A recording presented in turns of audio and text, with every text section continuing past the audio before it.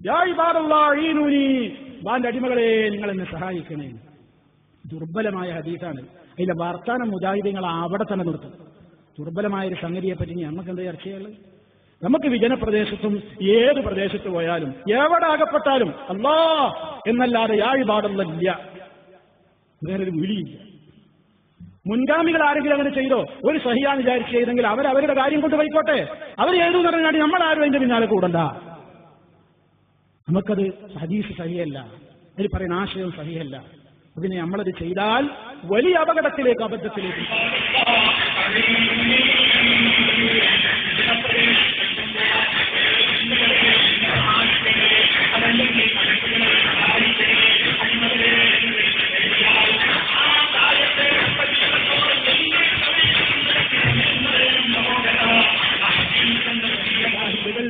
ഏത് കാലഘട്ടത്തിലും എന്നും അതേ ഇന്നും ഏത് കാലഘട്ടത്തിലും പറഞ്ഞുകൊണ്ടിരിക്കുന്ന പ്രകടമായ വളരെ വ്യക്തമായ ഒരു ആദർശമുണ്ട്. അതെന്താ? സൃഷ്ടാവായ അല്ലാഹുവിന് പുറമേ ഏതൊരു സൃഷ്ടിയെ വിളിച്ചു പ്രാർത്ഥിക്കുന്നതും ഇസ്തിഗാസ നടത്തുന്നതും അതും മലക്കായാലും ശരി ജിന്നായാലും ശരി ശിർക്ക് തന്നെ, അതിലൊരു സംശയവും വേണ്ട. അത് വിജനപ്രദേശത്തോ ധനപ്രദേശത്ത് വെച്ചോ എവിടെയായാലും അല്ലാഹുവോട് മാത്രമേ പ്രാർത്ഥിക്കാനും സഹായം തേടാനും പാടുള്ളൂ എന്നതാണ് ഇസ്ലാമിന്റെ അടിസ്ഥാനപരമായ ഏകദൈവാരാധനയുടെ അഥവാ തൗഹീദിന്റെ കാതൽ. പ്രസ്ഥാനം അതിന്റെ കയ്യിൽ ആദർശമുണ്ട്, അതിന്റെ കയ്യിൽ പ്രമാണമുണ്ട്.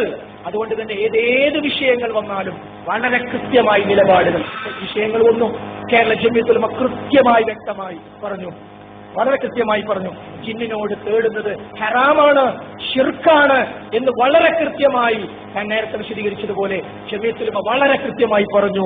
മുഹൈദ്ദീൻ ഷെയ്ഖെ രക്ഷിക്കണേ എന്ന് വിളിക്കുന്നത് പോലെ തന്നെയാണ് ജിന്നെ കാക്കണേ എന്ന് വിളിച്ചാൽ ഷിർക്കാണ്, ഷിർക്കാണ്, ഷിർക്കാണ് വളരെ കൃത്യമായി പറഞ്ഞു. മുജാഹിദ് എന്ന ഹദീസ് ലൈഫാണെന്ന് കേരളീയ സമൂഹത്തെ പഠിപ്പിച്ചവരാണ് മുജാഹിദുകൾ. അതുകൊണ്ട് വിജനപ്രദേശത്തോ സ്വജനപ്രദേശത്തോ ജിന്നിനോട് സഹായം തേടാൻ പാടില്ല. അത് ഷിർക്കാണ്, ഷിർക്കാണ്, ഷിർക്കാണ്. ഈ കാര്യത്തിൽ തർക്കമില്ല. എന്നാൽ ചെറിയ മുണ്ടം വിവാദത്തിന് തിരുവെളുത്തിയ ചെറിയ മുണ്ടം ഇപ്പോഴും ആ പ്രസിദ്ധീകരണവും രൂപവും അങ്ങനെ തന്നെ നിൽക്കുന്നു. കേരള ജമിഅത്തുൽ മുജാഹിദീൻ അതിന്റെ പണ്ഡിത സംഘടന കൃത്യമായി കൂടുകയും എന്നിട്ട് അത് ശിർക്കാകുന്നു എന്ന് പറയുകയും ആ കാര്യം സമൂഹത്തെ അറിയിക്കുകയും ഇബ്നു ബാസിന്റെ ഫത്വയടക്കം ജനങ്ങളെ അറിയിച്ചു കൊടുക്കുകയും ചെയ്തു.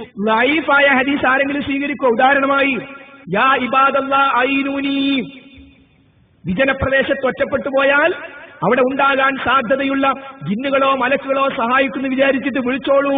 ആ ഹദീസ് ലൈഫാണ്, ലൈഫാണ്, ലൈഫാണ്. ഇതാർക്കും സ്വീകരിക്കാൻ പറ്റുമോ?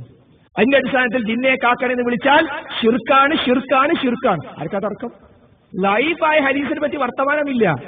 സ്വഹീഹായ ഹദീസ്, സ്വഹീഹായ ഹദീസ് അത് ഖുർആനെതിരാവൂല.